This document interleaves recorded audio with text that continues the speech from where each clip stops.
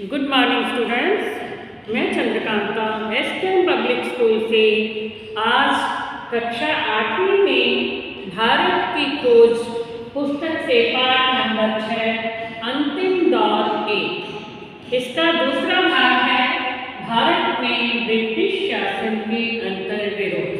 तो ये मैं आपको आज समझाऊंगी। इससे पहले आप बच्चों बुक खोल के बैठोगे। आपने देखा होगा बुक में ये लेसन के अलग अलग पार्ट दिए गए हैं। तो इसका जो पहला पार्ट था भारत में एक अन्य देश का शासन, वो हमने इससे पहले के वीडियो में समझा। मतलब भारत में जब अंग्रेजों का शासन शुरू हुआ था उस समय के बारे में सारा उस टॉपिक में बताया गया था। आज हम जो पाठ पढ़ रहे हैं उसका भाग नंबर 2 है भारत में ब्रिटिश शासन के अंतर्विरोध। अब जब ब्रिटिश लोग यहाँ पर व्यापार करने के लिए आए थे, लेकिन धीरे धीरे उन्होंने अपना व्यापार करते करते हमारे ही देश पर कब्जा कर लिया था। इन्होंने एक ऐसी नीति अपनाई जिसके कारण हमारे देश के लोग आपस में ही लड़ झगड़ बैठते थे, और वो नीति थी फूट डालो और राज करो। यानी हमारे ही देश के लोगों को आपस में लड़ाते भिड़ाते थे और उसका फायदा खुद उठाते थे, जिसकी समझ हमारे देश के लोगों को नहीं हो रही थी। वो जो लोग अंग्रेजों का साथ देते थे उन्हें जब बहुत अधिक धन दे दिया जाता था या कोई अच्छी पोस्ट पर रख लिया जाता था, तो वो जो क्या करते थे अपने ही देश के लोग यानी हमारे हिंदुस्तान के लोगों को ही वो अंग्रेजों की तरह ट्रीट करते थे। जैसे वो लोग करते थे वैसे ही हमारे अपने लोग भी वैसा ही करने लगे, और धीरे धीरे हमारे देश पर अंग्रेजों का कब्जा हो गया था। तो अब आज हम शुरू करते हैं। बच्चों अपनी पुस्तक खोलोगे और जैसे जैसे पंक्ति पढ़ के मैं आपको समझाऊंगी उसका अर्थ आप भी साथ साथ में उसको पढ़ोगे, ठीक है। अंग्रेजों में शिक्षाविद, प्राच्य विद्या विशारद, पत्रकार, मिशनरी और कुछ दूसरे लोग थे। अब अंग्रेजों में शिक्षाविद कौन होते हैं बच्चों? जो शिक्षा के सिद्धांतों के विशेषज्ञ होते हैं, यानी बहुत अच्छी तरह से जानते हैं शिक्षा के बारे में और बहुत ज़्यादा जानकारी रखते हैं, तो वो शिक्षाविद होते हैं। और प्राच्य विद्या विशारद यानी भारत की प्राचीन सभ्यता के बारे में पूरी जानकारी रखने वाले, ठीक है। और पत्रकार भी थे उसमें, मिशनरी भी थे और कुछ अन्य लोग भी थे। ये सब लोग जो थे अंग्रेजों के ही थे, यानी इंग्लैंड से आए हुए थे, और जिन्होंने पाश्चात्य संस्कृति को भारत में लाकर के महत्वपूर्ण कार्य किया था। अब ये सब लोग जो इतने विद्वान थे, पढ़े लिखे थे, समझदार थे, वो सब यहाँ आए और अपने साथ में कौन सी पाश्चात्य संस्कृति को लेकर के आए, क्योंकि ये पश्चिम देशों से आए थे और वहाँ की संस्कृति को इन्होंने भारत में लाने का काम किया। इन्हीं के द्वारा भारत में पाश्चात्य संस्कृति का आरंभ हुआ। अंग्रेजी चिंतन, साहित्य और राजनीतिक परंपरा से भारत को परिचित कराने का श्रेय उन योग्य और उत्साही अंग्रेजों को ही है जिन्होंने अपने चारों ओर उत्साही भारतीय विद्यार्थियों को एकत्र कर लिया था। अब कहते हैं अंग्रेजी चिंतन, यानी अंग्रेज लोग कैसे काम करते हैं, उनकी शासन व्यवस्था कैसे चलती है, क्या वो सोचते हैं, और उनका जो साहित्य है, उनके राजनीतिक कार्य कैसे होते हैं, जो उनकी परंपराएं हैं, वो सब कुछ हमारे भारत में यही लोग लेकर के आए थे। और इन्होंने ही भारत में कुछ ऐसे विद्यार्थियों को भी इसके लिए शिक्षित किया ताकि वो अपनी सभ्यता और संस्कृति का प्रसार यहाँ पर कर सकें। इसके लिए भारत के ही कुछ लोगों को, मतलब उन्होंने उत्साहित विद्यार्थियों को जो है इकट्ठा कर लिया और सबसे पहले उन्हें उस सभ्यता और संस्कृति से परिचित करवाया, जिससे धीरे धीरे दूसरे लोग भी उनके संपर्क में आते जाए और वहाँ की सभ्यता और संस्कृति को अपनाएंगे।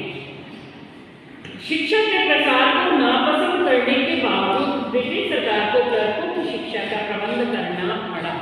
वैसे तो ब्रिटिश सरकार नहीं चाहती थी कि हिंदुस्तान में लोग जो हैं वो पढ़ लिख करके आगे बढ़े, लेकिन फिर भी और उन्होंने अपना व्यापार यहाँ पर इतना फैला लिया था कि वो वहाँ से इतने लोग कैसे लेके आते। तो उन्होंने क्या किया कि क्लर्कों को तैयार करने के लिए, ताकि वो भी इस राजपाट को संभाल सकें, हिंदुस्तान में रहते हुए उनके व्यापार में उनका हाथ बटा सके, इसके लिए उन्होंने उन विद्यार्थियों को उतनी शिक्षा प्रदान की कि वो क्लर्क बन सके और साथ में उनके साथ मिलकर के काम कर सकें। धीरे धीरे शिक्षा का प्रसार होने लगा। अब धीरे धीरे जो है शिक्षा का प्रसार, कौन सी शिक्षा का? अंग्रेजी शिक्षा का, क्योंकि अंग्रेज लोग थे, उन्होंने जो क्लर्क बनाए उसके लिए उन्होंने हमें अंग्रेजी शिक्षा दी। अब धीरे धीरे हमारे देश में अंग्रेजी शिक्षा का प्रसार होने लगा। यह शिक्षा सीमित भी थी और गलत ढंग की भी थी। अब यह शिक्षा सीमित थी, यानी हर लोग को जो है अंग्रेजी नहीं पढ़ पाते, हर बंदा तो अंग्रेजी सीखता नहीं था और ना ही जल्दी से सीख पाता है, ना उनको सिखाया जाता था। तो कुछ ही लोगों को ये शिक्षा दी जाती थी और इसलिए कहा गया कि ये शिक्षा सीमित थी, मतलब सभी लोग जो है अंग्रेजी नहीं पढ़ रहे थे और गलत ढंग से ही। फिर भी उसमें नए सक्रिय विचार वालों के दिमाग की खिड़कियाँ और दरवाजे खोल दिए तथा परिवर्तनों के साथ आधुनिक चेतना का प्रसार हुआ। देखो, कुछ ही लोगों को शिक्षित किया गया था, सबको तो शिक्षा दी नहीं जाती थी, लेकिन ये शिक्षा ऐसी थी जो गलत ढंग से दी जाती थी। अब जैसे अब अंग्रेजी शिक्षा से लोग परिचित हुए, अंग्रेजी शिक्षा उन्होंने हासिल की तो वहाँ की सभ्यता और संस्कृति से परिचित हुए। अब जो है अपने देश की सभ्यता और संस्कृति, अब दोनों में वो जो है कंपैरिजन करने लगे। अब जब दोनों में दो चीज़ें हो जाएंगी, कंपैरिजन होगा तो उसमें क्या सही है और क्या गलत है। इस तरह से क्या हुआ, लोगों के दरवाजे यानी मस्तिष्क के दरवाजे खिड़कियाँ खुल गए, यानी लोग सोचने पर मजबूर हो गए कि अच्छा क्या है और बुरा क्या है। अब परिवर्तनों के साथ आधुनिक चेतना का भी प्रसार, फिर जो है लोगों ने इस बारे में सोचना शुरू कर दिया कि हम जो वहाँ के जो शासक, वहाँ का जो शासन है जो यहाँ हमारे देश में चलाया जा रहा है वो सही है या हमारे देश में होने वाले काम सही है। लोग ये सोचने को मजबूर हो गए। अब यही का अंतर विरोध होता है कि अंदर ही अंदर पहले विरोध होने लगा था हमारे देश में, ठीक है। यूरोप की विचारधारा से बहुत कम लोग प्रभावित हुए क्योंकि भारत अपनी दार्शनिक पृष्ठभूमि को पश्चिम से बेहतर मानते हुए उससे चिपका रहा। अब वहाँ की विचारधारा से लोग इतने प्रभावित नहीं हुए क्योंकि हमारे देश के लोग हमारी सभ्यता और संस्कृति को ही सही मानते थे, ठीक मानते थे, अच्छा मानते थे और उसी में वो उसके साथ चिपके रहे, उसी को ही मानते रहे, उसे नहीं छोड़ा उन्होंने। यानी हमारे देश के लोगों ने हमारी ही सभ्यता और संस्कृति को नहीं छोड़ा। नई तकनीक, छापाखाना, मशीनें, युद्ध के कार्य तरीके, ये सब ऐसी बातें थी जिनकी उपेक्षा नहीं की जा सकती थी। अब जब अंग्रेज भारत में आए तो अपनी नई टेक्निक भी लेकर के आए, तो नए नए तरीके से काम होने लगे, नए नए कारखाने लगने लगे, जिससे उन्होंने व्यापार शुरू किया था। ये सब तो ठीक है क्योंकि हमारे पास इतना कुछ नहीं था, तो ये सब हुआ, मतलब वो लाए अपने साथ नई नई मशीनें भी लाए और युद्ध करने के जो नए नए तरीके भी लाए थे, तो ये सब तो ठीक, मतलब इनकी वो अपेक्षा नहीं कर सकते थे, तो ठीक है। लेकिन कुछ ऐसी बातें भी थी जो हम उनकी नहीं मान सकते थे और हमारी जो है देश, हमारे देश की वो ज़्यादा सही थी। भारत की खेती व्यवस्था चरमरा गई, उसका नाम व्यक्तिगत संपत्ति और जमींदारी ने ले लिया। अब खेती का व्यवस्था जो भारत में जो खेती होती थी वो व्यवस्था चरमरा गई, यानी उस व्यवस्था को ऐसा बना दिया गया कि हम अपनी मर्जी से हमें क्या उगाना है, कैसे खेती करनी है, किस चीज़ की खेती करनी है, ये सब भी हमारे देश के किसान नहीं कर सकते थे। इसके लिए भी उन्हें अंग्रेजों पर डिपेंड रहना पड़ता था। वहाँ पर भी ये लोग ये डिसाइड करते थे कि तुम कौन सी खेती करोगे, कैसे करोगे, कहाँ करोगे, किसकी खेती करोगे, अपनी मर्जी से ये भी नहीं हो सकता था। अब उसका स्थान व्यक्तिगत संपत्ति और जमींदारी ने ही ले लिया था। जो जमींदार बना दिए गए थे, बड़े बड़े जमींदार पैदा किए गए थे यहाँ पर, जो थे तो चाहे हमारे ही देश के, लेकिन वो क्या करना है, उन्होंने जो है छोटे मोटे किसानों से उनकी ज़मीन जो हथिया ली, उस पर खुद का मतलब अधिकार कर लिया और वो उनसे काम करवाने लगे। भारत में अपने राज्य की अपेक्षा सबसे पहले बंगाल ने इन परिवर्तनों को देखा और महसूस किया कि सर्वप्रथम बंगाल में ही ब्रिटिश ब्रिटिश शासन स्थापित हुआ था। ये जो काम हो रहे थे ना धीरे धीरे हमारे देश पर जो कब्जा करते जा रहे थे अंग्रेज लोग, तो ये सबसे पहले कहाँ पता चला? बंगाल में, क्योंकि सबसे पहले ये जो ब्रिटिश शासन व्यवस्था थी वो बंगाल में ही शुरू की गई थी। तब उस समय एक अत्यंत प्रभावशाली व्यक्तित्व राजा राम मोहन राय का उदय हुआ और जिनके विचारों में नए और पुराने का सम्मिश्रण था। मतलब राजा राम मोहन राय जो थे वो सोचते थे कि पुराना जो हमारा समय था वो कैसा था, जो पुराने समय में सब कुछ हो रहा था वो कैसे, और अब जब नए समय में हो रहा है वो कैसे हो रहा है। उन्हें भारतीय विचारधारा और दर्शन की गहरी जानकारी थी। वे संस्कृत, फारसी और अरबी के विद्वान थे, यानी संस्कृत, फारसी और अरबी इन सबके विद्वान के बारे में ये बहुत कुछ जानते थे। वे उस हिंदू मुस्लिम संस्कृति की उपज थी जो उस समय भारत के सुसंस्कृत वर्ग के लोगों पर छाई हुई थी। उन्होंने ग्रीक, लातीनी और इब्रानी भाषाएं भी सीखी थी ताकि वह अंग्रेजी व पश्चिमी देशों की संस्कृति तथा धर्म के साधनों की खोज कर सकें। अब जो अंग्रेज तो जिसे पढ़ाते थे इन्होंने ये भाषाएं सीखी ताकि वो जो है हमारे भारत देश की संस्कृति और अंग्रेजी संस्कृति को जो है उन्हें आपस में तुलना कर करके कौन सी सही है कौन सी गलत है इसके बारे में जानकारी प्राप्त कर सके, कौन सी अच्छी है संस्कृति। अपने दार्शनिक और विद्वतापूर्ण झुकाव के कारण राजा राम मोहन राय अनिवार्य रूप से प्राचीन साहित्य की ओर झुके, यानी उन्होंने क्या किया? प्राचीन काल के साहित्य को जाना, उसके बारे में जानकारी हासिल की और उन्हें वही साहित्य ठीक लगा जो कि हमारे देश का प्राचीन काल का जो साहित्य था, पुराने समय में लोग कैसे करते थे, क्या करते थे, क्या क्या काम होते थे और वो किस तरीके से किए जाते थे, उस सब के बारे में जो है उन्होंने जानकारी हासिल की। तुलनात्मक धर्म के अध्ययन की पद्धति की खोज करने वाले दुनिया के वे पहले उत्साही व्यक्ति थे तथा शिक्षा को आधुनिकता के रंग में ढालकर पुरानी प्रणाली के हाथों से निकालने को भी उत्सुक थे। तुलनात्मक धर्म के अध्ययन की पद्धति को, यानी हमारे देश में उस समय बहुत से धर्म थे, ठीक है, बौद्ध धर्म, जैन धर्म, हिंदू धर्म, जो धर्म थे उनकी आपस में उन्होंने तुलना की। मतलब वो धर्म जो है उनके तुलनात्मक धर्म, उसमें जो भी बाह्य आडंबर थे, जो आडंबर फैले हुए थे उन धर्मों में, उन्होंने उन आडंबरों को मिटाने का प्रयत्न किया, उन आडंबरों को हटाने की पूरी कोशिश की।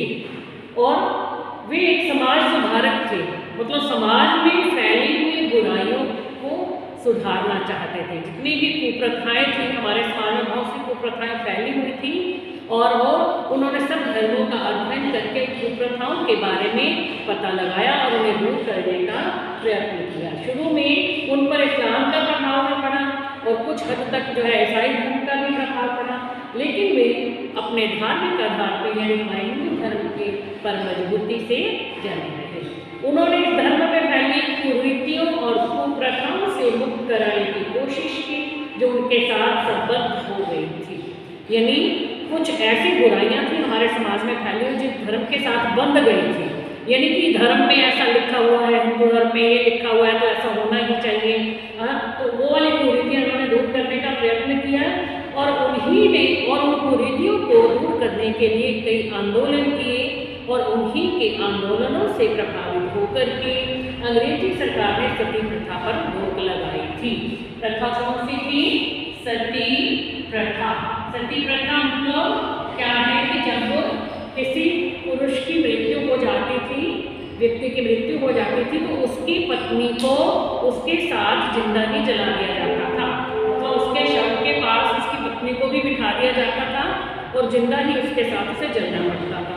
और यदि जिंदा नहीं जलना था तो उसे ऐसा जीवन जीना पड़ता था, बड़ा ही कठोर और कठिन जीवन के कमरे में उसे बंद कर दिया जाता था, भगवा वस्त्र पहना के बाल सारे से काट दिए जाते थे, उस पर बाल काटते पर पुरुष के सामने नहीं जाना होता था और मीठा नहीं खाना होता था, उसे कमरे में बंद ही रहना पड़ता था। या तो वह ऐसा जीवन जीना स्वीकार कर ले या अपने पति के साथ ही जिंदा जलना स्वीकार कर ले। तो ये बहुत गलत प्रथा थी और ये कहा जाता था कि ये धार्मिक ग्रंथों में लिखा हुआ है, ये इस धर्म में ऐसा लिखा हुआ है इसलिए ये तो करना ही पड़ेगा, यही हमारे देश के लिए सही है।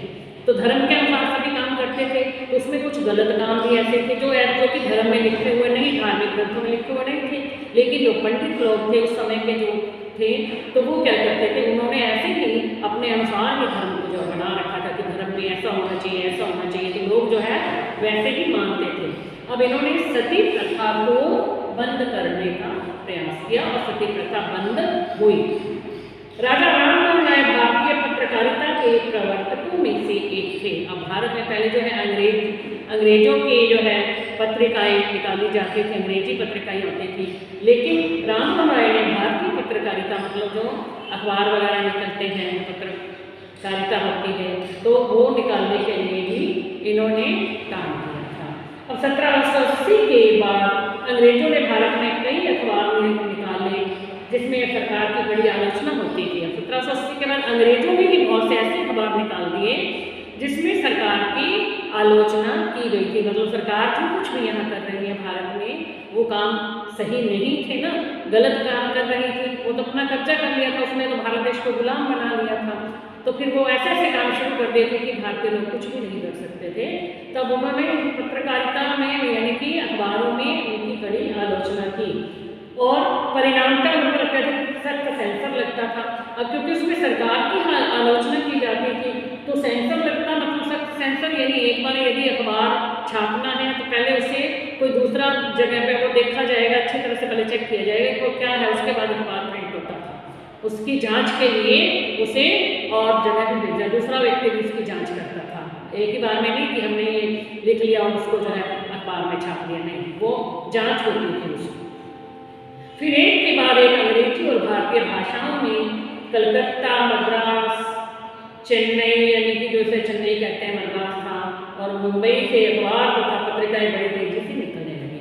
फिर धीरे धीरे अब अखबार जो और पत्रिकाएं जो है वो बहुत ज़्यादा मात्रा में निकलने लगी और भारतीय भाषाओं में निकलने लगी। पहला अखबार सन 1818 में अंग्रेजी में प्रकाशित हुआ था जिस पर भारतीयों का अधिकार।